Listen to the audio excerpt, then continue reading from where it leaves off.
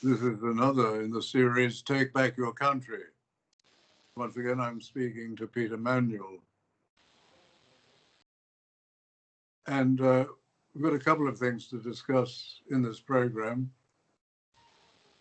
Later, what's happening in Victoria with special legislation. But first, what's happening in the United States. The United States is crucial for us. In all of our time, since the settlement, the dominant power of the world has always been the same as us.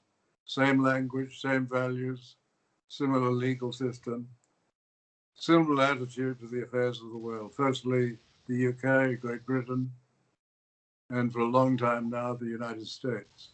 And what happens in the United States election, which is very close, will be very important.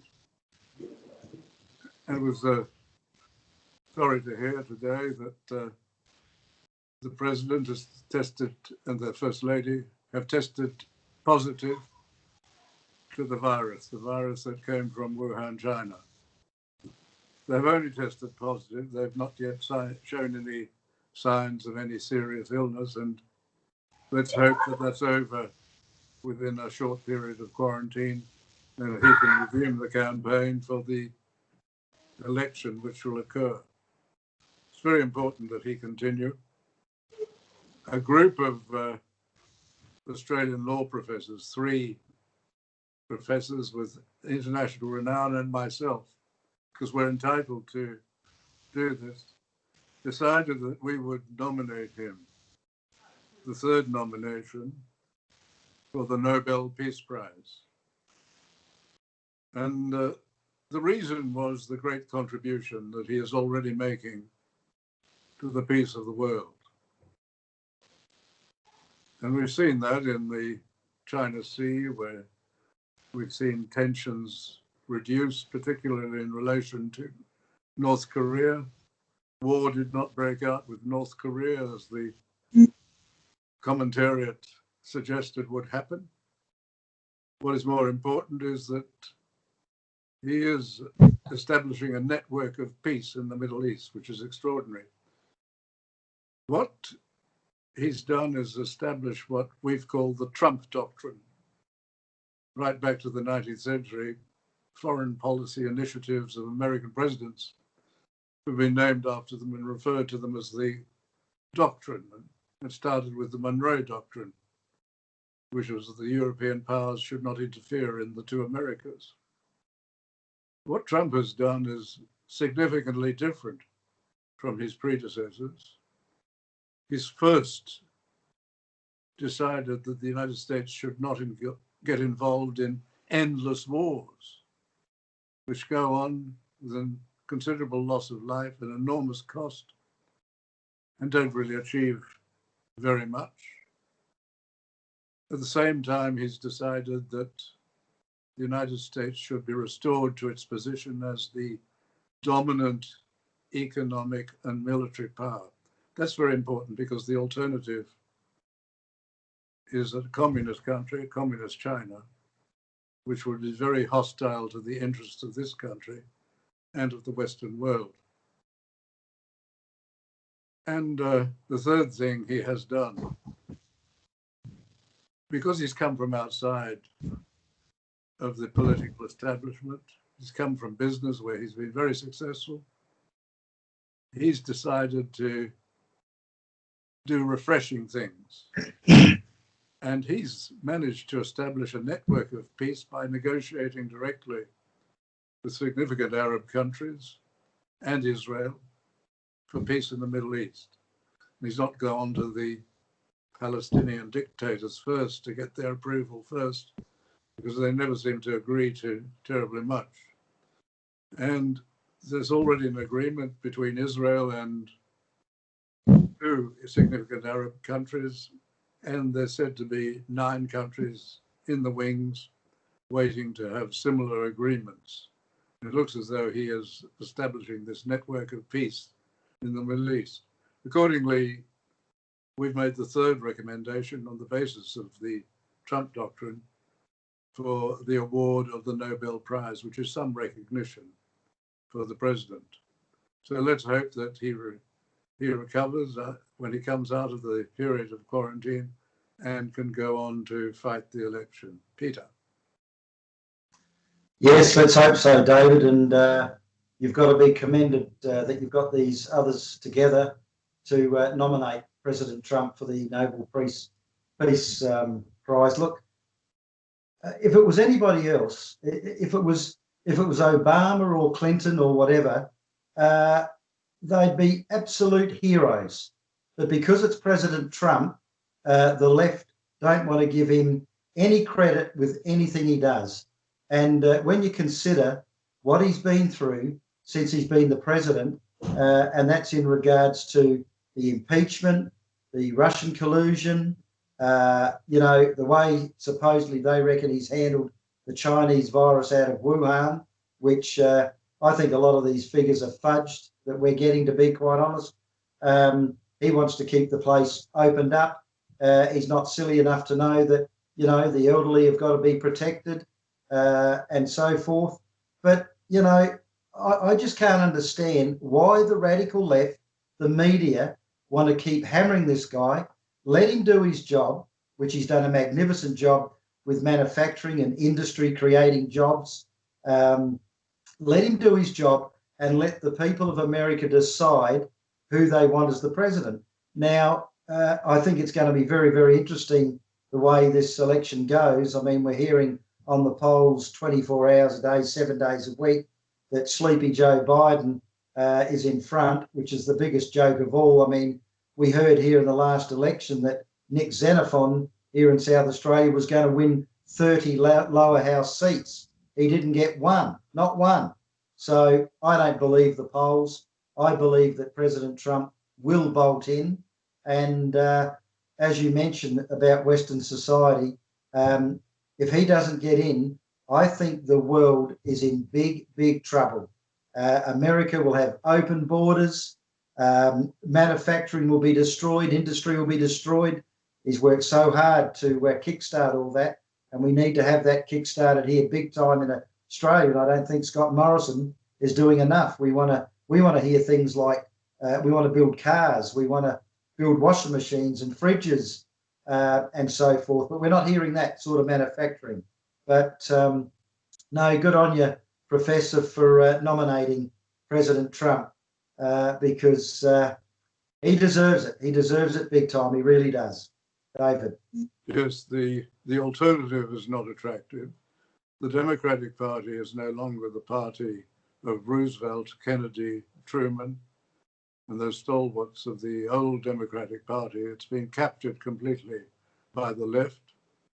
The previous president, President Obama, saw his duty of gently handling and managing the decline of the United States to allow for the rise of China.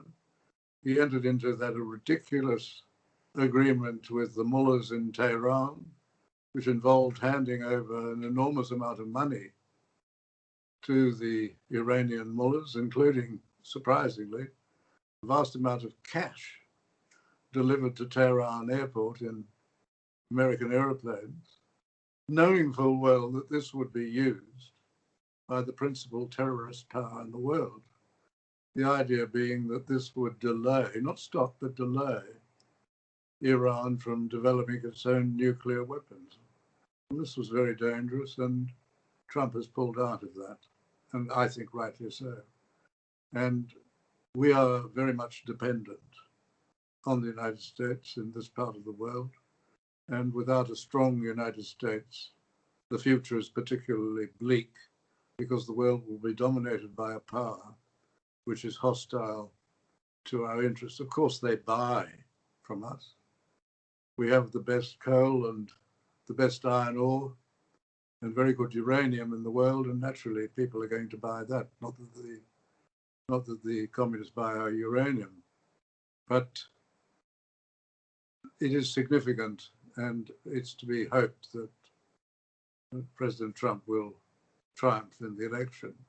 The other matter we wanted to mention was some extraordinary legislation in Victoria.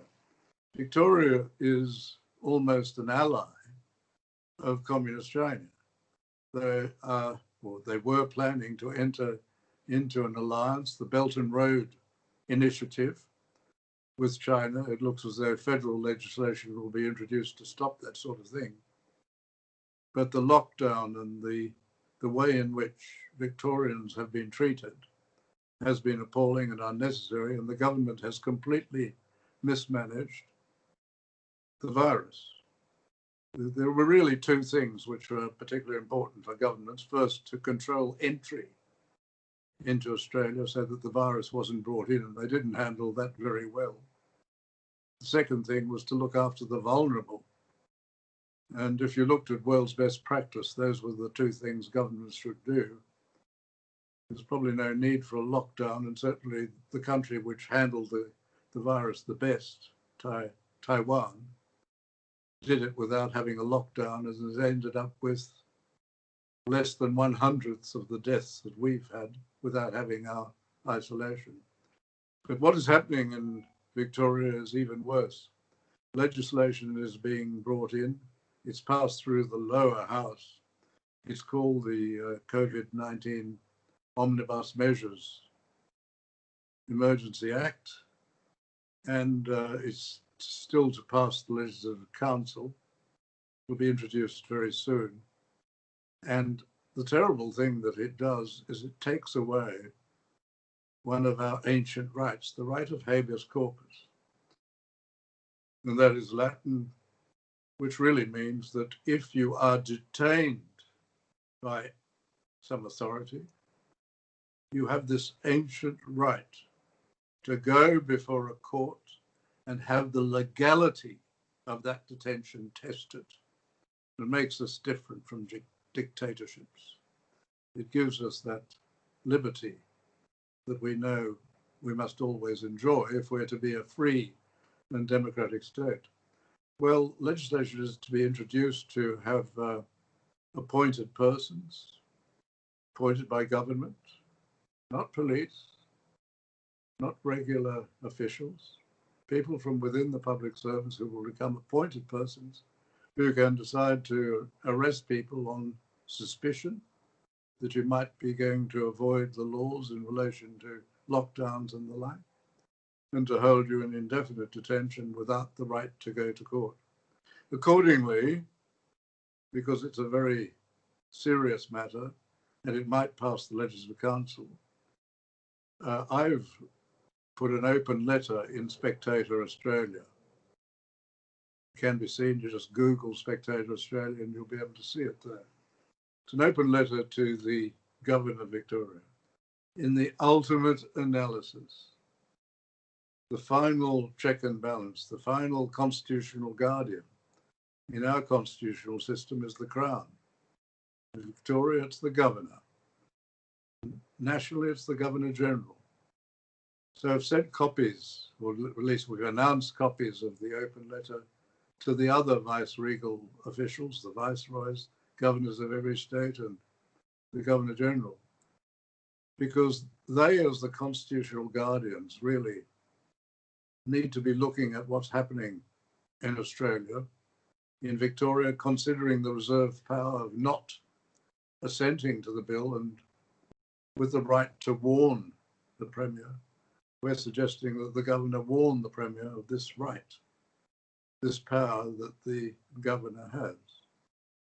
The other thing, too, is that there has been no proper scrutiny of the vast amount of measures which have an enormous impact. And rather than these measures, which are subordinate legislation, that means delegated legislation under Acts of Parliament, are being done by ministers, rather than going to the Executive Council, that is the Governor in Council, where at least there is some proper process, where at least there can be some scrutiny as to whether there is a power to do the things which are being proposed.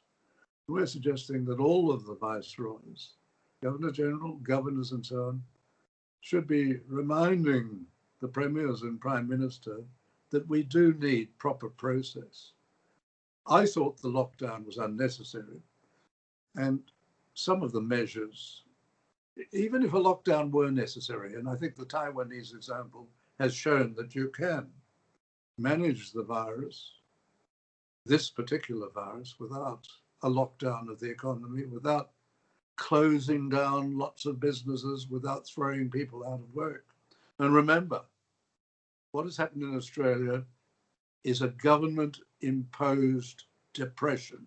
It's not a recession, as they say, it's a depression, but they've camouflaged it by borrowing enormous amounts of money for Job Seeker and Job Keeper and all sorts of other programs costing billions of dollars, which hide the impact of the depression, so that people who would otherwise be out of work are still in employment. But this can't last. They can't keep on borrowing enormous amounts of money. And the money they've already borrowed will be paid by somebody in the future. Probably the young people of Australia will have to pay this. It's extraordinary what the politicians have done. And as I often say, I ask people, and nobody can give me an answer, I ask people to tell me of some significant problem in this country, which, if it weren't created by the politicians, has not been made significantly worse by them. Most people can't tell me such a problem. We have a terrible mess. We believe, Peter and I believe, there is a solution, and that is, you'll find that in a petition we're asking you to look at. The solution is by the people demanding a convention to look at the Constitution again, just to make the politicians more accountable and to give the people more power. That's what we're saying. It's not a political party. It's just asking for an elected convention. Without anybody being paid, incidentally, we don't want that sort of thing. Exactly. And what we're suggesting is there is a way of solving this. So there is this issue in Victoria. This legislation is far too draconian. It's not necessary. It's almost the beginnings of a dictatorship, and we have to be careful about that in Australia. But we also have to look for a solution to make sure that in the future the politicians are more accountable and that they listen to the common sense of ordinary Australians. Peter. So, right, David, what really worries me is this push for Australia to become a republic. Can you imagine if Daniel Andrews was the president of Australia? The way he's acting in Victoria, gee, we'd be in a huge mess here if that was the case. You mentioned about, the stimulus package, the money that's being poured into JobKeeper, JobSeeker. Yes, there's going to come a time when all that stops, and that's when we're really going to see a massive decline in naturally people spending, and it's going to hurt businesses big time. Another thing that makes me very, very angry with the government and Labor and the Greens and Centre Alliance was approximately 13 weeks ago in the Senate, where Liberal, Labor, Greens and Centre Alliance all voted for open-ended, unlimited funding for the United Nations. Where's all this money coming from? As far as I'm concerned, this is treason. We're going to owe that much money now just with the JobKeeper, JobSeeker, and now to think that we're in a recession heading towards a depression, as you mentioned, we're giving open-ended, unlimited money of taxpayers' hard-earned taxes to a non-elected dictatorship. I can't believe this rot is going on, David. I don't know where his head is with all this, but I think it is absolutely disgraceful. And if we really don't kickstart manufacturing, all facets of manufacturing, not just a few, all facets, and have true security in food and manufacturing industry, we're not going to be able to create the jobs. There's people that won't be working, paying taxes for these bureaucrats who, faceless men, I call them, behind the scenes, who are helping make these decisions. They won't have a job. And we're in a serious situation here. And you know, Scott Morrison's really got to sit back, and I don't know who he's listening to, but he needs to start listening to people like yourself, Alan Jones, and layman people that are in business, that have been successful in business. And I'm not talking about your Twiggy Forrests and your Gina Reinhardts and that. I'm talking people that have been successful in small business. And they're the ones that he needs to be talking to, David. And I can't see us getting out of this mess in this country the way we're being governed. I really don't. It's disgusting as far as I'm concerned. And future generations will not be able to repay the debt because the jobs won't be there. And will they be full-time jobs, 38-hour-week jobs? I don't think they will. We hear a lot about infrastructure. Well, once it's built, that's it. If we're making things in this country, it's ongoing. And that's what we need to do. We've got to be self-sufficient in manufacturing, industry and food production, and that'll create the ongoing jobs that this country needs to repay the massive debt that our politicians have created. Thank you, David. Well, I agree with you, Peter. We were talking about President Trump earlier. He's got two things. Firstly, he has common sense. And secondly, he has a strong love of his own country. He acts in the interests of the United States and therefore of the West. And I wish more of our politicians demonstrated common sense and a love of their country. Trump was asked in the recent debate about the Paris Agreement, and he walked out of the Paris Agreement. Why? He wasn't prepared to wreck the United States economy. He wasn't prepared to wreck the United States economy. But our politicians have signed the Paris Agreement, and they're always talking about cutting down emissions. What they're doing is they're gradually wrecking the Australian economy. Terry McCrann is an economist with the Daily Telegraph, and Alan Jones have said what they've done is they've signed a national suicide note. Most people don't realise that I think it's about $500 a year of their electricity bill or more goes towards helping to subsidise so-called renewable energy. And the politicians have so arranged things that what was the cheapest electricity in the world, and therefore an advantage for manufacturing, is now the most expensive electricity in the world. They are ruining our country.